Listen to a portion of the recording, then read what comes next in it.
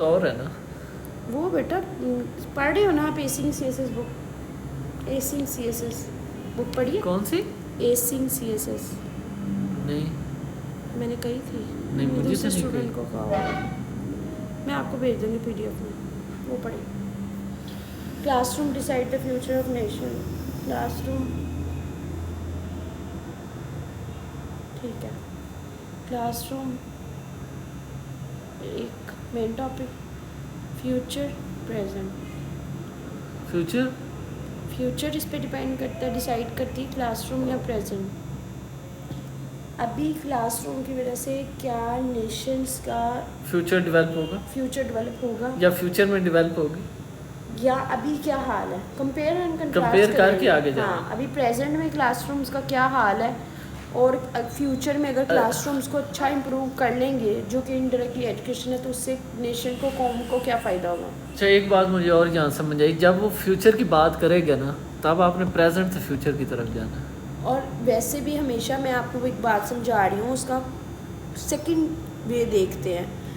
हाली फ्यूचर को कितना आप उसको करोगे, किसी चीज़ से कंपेयर करते हो ना, हाँ, प्रेजेंट या से पास्ट से। हाँ, प्रेजेंट या पास्ट से कंपेयर करना, फिर फ्यूचर को बताना कि ये हाँ। ऐसे हो सकता है, ये पीछे ऐसे होगा। Classroom decide the future of the nation के कल को जो क्लासरूम्स हैं क्या उससे फ्यूचर सिक्योर्ड होता है कि नहीं होता, क्या क्लासरूम्स में आने वाली नस्ल ग्रो करती है कि नहीं करती है। टॉपिक आईटी, ठीक है। अब आईटी कर्स ऑफ ब्लेसिंग, उस बंदे ने गलत लिखा हुआ, कर्स और ब्लेसिंग, और है, ऑफ नहीं। अच्छा मुझे याद है पढ़ा क्या, अकर्स और ब्लेसिंग, इसकी दो साइड्स हैं, एडवांटेजेस या डिसएडवांटेजेस।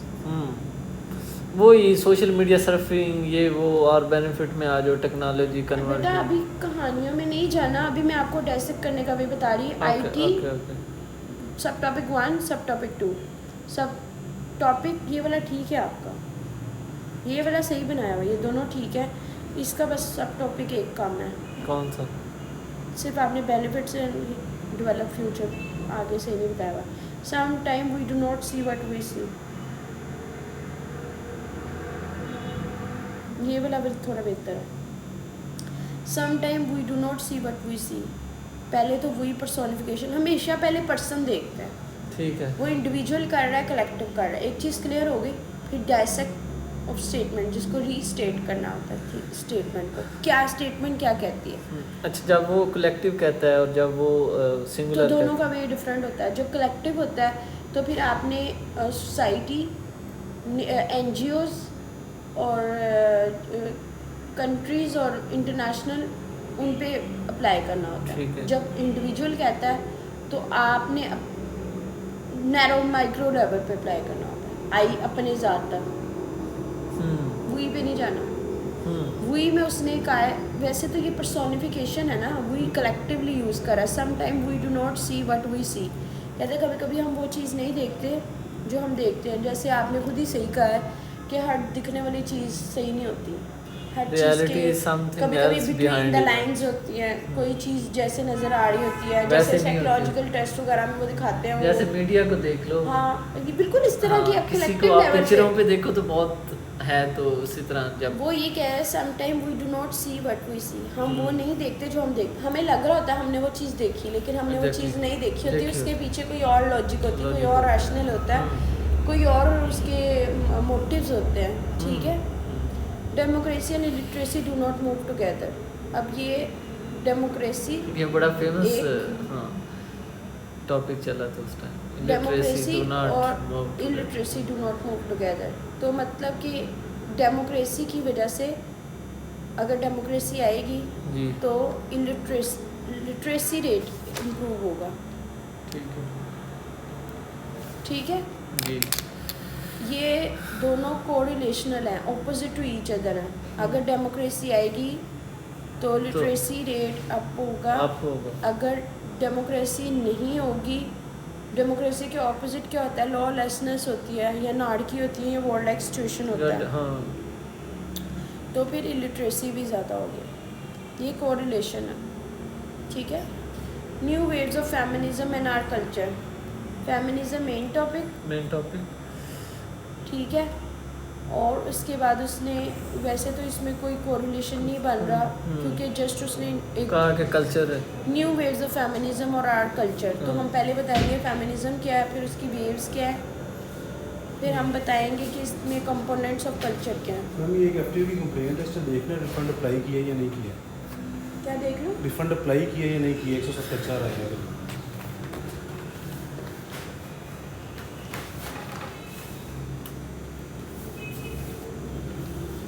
इस तरह के टॉपिक जिसने जेंडर स्टडीज़ पढ़ी हुई है ना उसके लिए आसान है। फेमिनिज्म, वेव्स ऑफ फेमिनिज्म, ठीक है। और इसका जो इसका है रिपल इफेक्ट्स या इम्पैक्ट कह लो, इम्पैक्ट ऑन कल्चर पे क्या इम्पैक्ट पड़ रहा है, मतलब कुछ लोग इसे समझ रहे हैं कि औरत को तो आज़ादी हो रही है। इसके अलावा ये भी बता सकते हैं कि इसका चेंजेस क्या है, माशरे में क्या तब्दीली आई फेमिनिज्म की वजह से कल्चर में क्या कॉज है और उसके क्या इम्पैक्ट है। फेमिनिज्म के क्या कॉजेज हैं, वेव्स की वजह से, प्रिसाइजली स्पीकिंग। मतलब ये बताना है कि अगर पहली वेव आई है तो उसका क्या इम्पैक्ट है, क्या कॉन्सिक्वेंसेस, वेव्स आई क्यों है, कॉज है, उसका इम्पैक्ट क्या पड़ा है कल्चर पे, इधर देख लें। पहले वजह बतानी है, फिर उसका इम्पैक्ट बताना है, और फिर उसके बाद उसकी रिकमेंडेशन देनी है कि भाई कल्चर को इम्प्रूव कैसे किया जा सकता है ताकि सोसाइटी में इक्वालिटी है। ठीक, नहीं समझ आ गई है, मुझे समझ आ गया। मैं ये कहने लगा था कि हम हर वेव को अलग अलग एक्सप्लेन करेंगे या कलेक्टिवली। न्यू वेव्स का है, अच्छा, उसने वेव तो कहा अच्छा ठीक है। वो मैं ये मुझे जेंडर के ना 3 वेव्स है, मुझे पता है ना, मैं जेंडर की हूँ, मुझे पता है उसका। लेकिन वो ये कह रहा है कि न्यू वेव्स ऑफ फेमिनिज्म, जो नई वेव्स ऑफ फेमिनिज्म उठती आ रही हैं और हमारा कल्चर, उसने हम पे ओपन एंडेड छोड़ दिया, हम उसके बारे में क्या परसीव करते हैं। मैंने उसको कॉज एंड इम्पैक्ट लिया कि अगर वेव्स होती हैं उसका कॉज क्यों होती है वेव्स, फिर उसकी वजह से क्या कल्चर पे इम्पैक्ट पड़ता है और हम क्या करें कि हम रिकमेंडेशंस दें ताकि उसमें इम्प्रूव हो। Truth is lived not taught, जो सच होता है ना वो खुद ही रहता है, उसको बताना नहीं पड़ता, सिखाना नहीं पड़ता, ये बात सच है। मतलब वो खुद ही ट्रैवल करती है। एग्जैक्टली, आपको अपनी जस्टिफिकेशन नहीं देनी पड़ती। जो सही होता है ना वो कभी भी बिला वजह एड्स नहीं देता कि मैं ये हूँ, मैं वो। एकेडमिक एड नहीं देता कि आप मेरे पास पढ़ने आए या ना आए। नहीं, लेकिन वो दो तरह की चीज़ होती है। एक होता है इन्फॉर्म करना, एक होता है इम्पोज करना।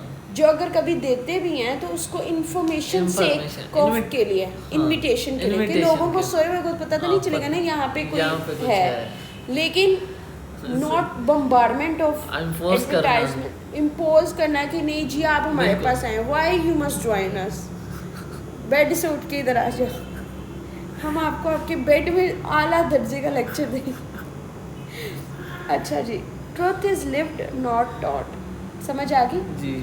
ट्रुथ जिंदा रहता है, उसे सिखाया नहीं जाता, वो खुद अब ही। इसमें आप बता सकते हैं ट्रुथ की क्या मैनिफेस्टेशन है, क्या सच्चाई क्या होती है, क्या क्या एविडेंस होते हैं, कैसे कटे, वो पूरा इसको लिखने का ही वे होता है, वो भी आप छोड़ दें। ये भी फिलॉसफिकल है जी, बिल्कुल फिलॉसफिकल। आर्ट फॉर पीस, उसने स्टेटमेंट दिया, बड़ी जनरल दे दी उसने नहीं जनरल नहीं दी, उसने बहुत स्पेसिफिक कर दिया। उसके मुताबिक जो है ना आर्ट को यूज़ किया जाता है फॉर पीस। मिसाल के तौर पे आर्ट, पेंटिंग है, लाइब्रेरीज है, लिटरेचर है, उसको पीस के लिए यूज़ किया जाता है। आर्ट फॉर पीस मतलब साइंस और आर्ट है ना, दो ही चीज़ें होती हैं। साइंस और आर्ट दो ही चीज़ें हैं ना। आर्ट फॉर पीस है, आर्ट ऑफ पीस नहीं है। हाँ, वो कह रहा है आर्ट जो है ना वो पीस के लिए यूज़ होता है। एक वे ये है, दूसरा इसको इंटरप्रेट करने का वे ये भी हो सकता है कि जो अगर पीस आपने करनी है ना तो वो आर्ट के थ्रू पीस आप बताएं। कल्चर एक्सचेंज प्रोग्राम क्या होते हैं, पीस के लिए होते हैं ना। हाँ, स्कॉलरशिप्स, ये जो कल्चरल फेस्टिवल, ये स्पोर्ट्स क्या होती है, पीस के लिए होती है, ठीक है। उसके अलावा ये जो पेंटिंग एग्जीबिशन, ये जो डिप्लोमेटिक, ये सारी ये क्या है, ये आर्ट है पीस के लिए, प्रॉस्पेरिटी के लिए, म्यूचुअल अंडरस्टैंडिंग, म्यूचुअल रिलेशनशिप के लिए। वो कह रहा है कि जो आर्ट है ना, साइंस और आर्ट दो डोमेन्स हैं लाइफ की। ठीक है, उसमें जो आर्ट है ना वो पीस के लिए है, ताकि आर्ट के डिफरेंट फॉर्म्स हैं, dance, music, calligraphy, painting, drama, fiction, movies, sports, ये सारी आर्ट है। इसके थ्रू हम पीस प्रमोट कर सकते हैं। मुझे इस पे कहो, मैं आपको कितना लंबा ऐसे इस पे लिख के दिखा सकती हूँ।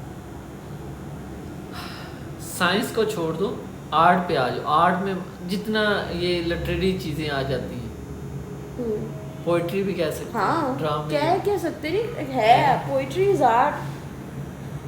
ठीक है, ठीक। Urdu literature and progressive movement, उसने पहले लिटरेचर, बल्कि उसने स्पेसिफिक उर्दू लिटरेचर कह दिया, और उसने कहा कि प्रोग्रेसिव मूवमेंट क्या है, इन दोनों का रिलेशन बताओ कि उर्दू लिटरेचर और प्रोग्रेसिव मूवमेंट क्या चल रही है। जैसे कि अब आपको पता है आजकल सुप्रीम कोर्ट वगैरह में और डिफरेंट जगह पे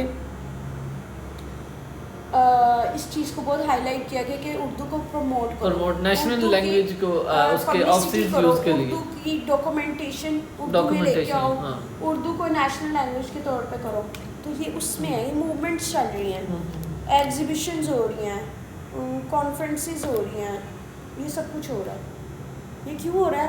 क्योंकि उर्दू लिटरेचर को प्रोमोगेट कर रहे हैं, प्रमोट कर रहे हैं। ये एक तहरीक भी चली, हम उसको भी उसी जब की बात ऐसे कर रहे हैं, उसी को मूवमेंट तहरीक को ही कहते हैं। नहीं एक हाँ, वो हम डिस्कस कर सकते हैं। वो प्रोग्रेसिव की बात कर रहे हैं, जो भी अभी चल रही हैं, कोई भी कल्मिनेशन तक तो नहीं पहुंची ना। आदि कोई किसी ने उधर शुरू कर दिया, किसी ने अलहमरा कोई फैसलाबाद कर रहा है, कोई लाहौर में। वो कह रहे हैं कि प्रोग्रेसिव मूवमेंट्स जो भी चल रही है ना, उनका आपस में बताएं उर्दू लिटरेचर से related. New war fronts line economic zone, पहले तो डिफाइन करने पड़ेगा न्यू वॉर क्या होती है, ओल्ड वॉर क्या थी और न्यू वॉर क्या होती है। फिर एक इकोनॉमिक जोन और एक नॉन इकोनॉमिक जोन। इकोनॉमिक और नॉन इकोनॉमिक जोन, ये जोन तो स्पेसिफिकली मेरे ख्याल फाइनेंशियली के लिए इस्तेमाल किया जाता है। जैसे नहीं, जोन तो कोई भी चीज़ हो सकती है, जैसे अब डिपार्टमेंट वाले जोन देते हैं। हाँ, तो zone is a way of dividing something. वो कह रहे हैं कि क्यों new war front line economic zone, ये जो वर्ल्ड मैप है ना, अभी वॉर्स वहाँ पे हाईलाइटेड एरियाज, वहाँ पे वॉर के एक्सपेक्ट किए जा रहे हैं, वॉर्स वहाँ पे अराइज हो रही हैं, या वहाँ पे उनकी ज़्यादा फ्रिक्शन हो रही है जहाँ पे इकोनॉमिक इंटरेस्ट है। ठीक है, new war fronts line economic zone, जबकि जो पहले थी, पहले इकोनॉमिक नहीं, पहले स्लेवरी, लैंड, इस पर्पस के लिए होती थी। रिकवरी की फाइलों के मैंने देखने हैं मैम, ऑर्डर्स और new war fronts line economic zone. ठीक है, न्यू वॉर पहले डिफाइन करनी पड़ेगी। अब न्यू वॉर के इंटेलिजेंस, न्यू वॉर साइबर है, new war proxy war, new Wars है ना, ये आउट पुरानी तो नहीं है ना, पुरानी तो एक दूसरे को मारते थे, झगड़ते थे लोगों को, उसने वार वर्ड यूज। न्यू वॉर है ना, तो न्यू वॉर की फॉर्म्स भी तो पता होनी चाहिए ना, कि न्यू वॉर हम लगी जाए क्या, न्यू वॉर बताएं तो सही। इकोनॉमिक जोन क्या है कि ट्रेड, वो बेसिकली कहना चाह रहा है जो अब नई वॉर्स है ना, क्या इम्पैक्ट है इकोनॉमिक। मेरी बात सुनो आसान लफ्जों में, चाइना करेंसी वॉर खेल रहा है ना यूएसए के साथ, उसकी इकोनॉमी डिस्टेबलाइज कर रहा है, न्यू वॉर है ना, और ये इकोनॉमिक्स की बेस पे है। ठीक है, पहले तो करेंसी वगैरह की बेस पे तो नहीं होता था ना, अब इंपोर्ट एक्सपोर्ट पे, करेंसी पे, रिजर्व्स पे, ये वॉर्स है हमारी, क्योंकि पैसा उनको पता लग गया इम्पोर्टेंट है, इकोनॉमी के वगैरह पे कुछ भी नहीं है। बाकी तो होनी नहीं है, ये ना होना, लेकिन अभी जो हम इधर उधर नहीं आपने डिविएट करना। मैं बार बार आपको एक ही चीज़ समझाती हूँ, वो आपसे जो बात कह रहा है हम उस पर ही उसको रिस्ट्रिक्ट करेंगे। दो ही चीज़ें हैं, न्यू वॉर वो पूछ रहा है क्या इकोनॉमिक जोन पे, वो वैसे तो बता रहा है कि इकोनॉमिक जोन पे होंगी, लेकिन आपको ये पता होना चाहिए नॉन इकोनॉमिक जोन क्या है। मुझे पता है नॉन इकोनॉमिक जोन क्या है, जिसमें पैसे नहीं इन्वॉल्व। मसलन जैसे ये डिप्लोमेसी के लिए वॉर होती हैं, कोएलिशंस बनती हैं, अलाइंसेस बनती हैं। साउथ चाइना सी का जो है ये वॉर ही है ना, एक वाटर वॉर, पैसे हैं उसमें, पानी वाली वॉर में कोई पैसे हैं, ये नॉन इकोनॉमिक वॉर है। कश्मीर वॉर के जो है वो पैसे हैं उसमें, नहीं है ना। इकोनॉमिक वॉर प्रिसाइजली वो होती है जिसमें ट्रेड हो, जिसमें इकोनॉमिक इंटरेस्ट की वजह से लड़ाइयाँ हो रही हों। इकोनॉमिक इंटरेस्ट रशिया की और उसकी क्यों लड़ाई हो रही है? यूक्रेन की। हाँ, क्यों हो रही है? क्योंकि वो उनके सारे के सारे जो ऑयल रिजर्वर्स है ना, वो उनका जो हब है वो कहता है कि हमारा है, वो कहता है हमारा। हाँ। ठीक है, तो सारी लड़ाई पैसे की है। Let there be more light in the corridors of worship places. ये भी क्या ट्रिकी है, मतलब मैंने इसे किया ट्रिकी कुछ नहीं होता। मुझे बताएं आपके इसकी क्या अंडरस्टैंडिंग है? Let there be a more light in the corridor of worship place. पहले तो आपको बताना होगा कॉरिडोर्स क्या होते हैं। वर्शिप प्लेसेस मस्जिदें हो गई, मस्जिदें, मिसाल के मंदिर, तौर पे चर्च। दे रहे हैं बेटा। इसका मकसद पेरेंट नहीं होता, आपको मैं बार बार समझा रही हूँ। फिलोसफिकल में पेरेंट नहीं होते, मीनिंग्स हिडन होते हैं। वो कह रहा है let there be more light in the corridors of worship places. मस्जिदों के उसमें और ज़्यादा लाइट होनी चाहिए। अपेरेंटली तो ये मीनिंग बन रहा है, लेकिन अंदर क्या मतलब है? अंदर ये मतलब है कि वो ज़्यादा तौर पर मतलब लाइट इन द कॉरिडोर के उनमें हम यहाँ पे आप टीचर्स को भी ले सकते हो। स्कूलों में टीचर्स जो है उनकी अंडरस्टैंडिंग, स्कूल को हम वर्शिप प्लेस ले सकते कह सकते हैं। वर्शिप प्लेस कोई भी हो सकती है, इबादत की। वो ये कमरा ऑफिस भी हो सकता है मेरा वर्शिप प्लेस। वो तो इस्लाम में है, चर्च में तो नहीं ना। कुछ भी वर्शिप प्लेस तो कोई भी हो गई ना। किस सेंस में हम जो वर्शिप? अब जैसे आपने ये इसका कहा है चर्च वो हिंदू तो का स्पेसिफिक, वो तो हमारा worship इस्लाम place है कहता है ना। ना पूरी दुनिया में जो भी जगह है। अब हम ये बात कर रहे हैं कि इसकी इंटरप्रिटेशन क्या है। Let there be more light in the corridors of worship places. चलो मिसाल के तौर पे वही आप कह लो 4 वर्शिप प्लेसेस तो आपको पता ही है ना। बुद्धास की, सिख की, हिंदूज की, टेम्पल, फिर ये चर्च, फिर मॉस्क, ये 5 चीज़ें आपको पता लग गई है ना। तो इसी को ही आगे लेके चले जाओ कि let there be more light, और ज़्यादा। मतलब अगर पहले प्रीचिंग करने वाले 2 लोग थे, अब 4 होने चाहिए, ताकि फिर ही एक जो है ना, जिसको कहते हैं ना न्यूट्रेसी, अंडरस्टैंडिंग, मीनिंग ऑफ लाइफ, वो पता लगे। है जिसका लिटरेचर का बैकग्राउंड नहीं है उसको नहीं करना चाहिए इस तरह की चीज़ें। एक्सपेरिमेंट भी नहीं करना चाहिए, ठीक है।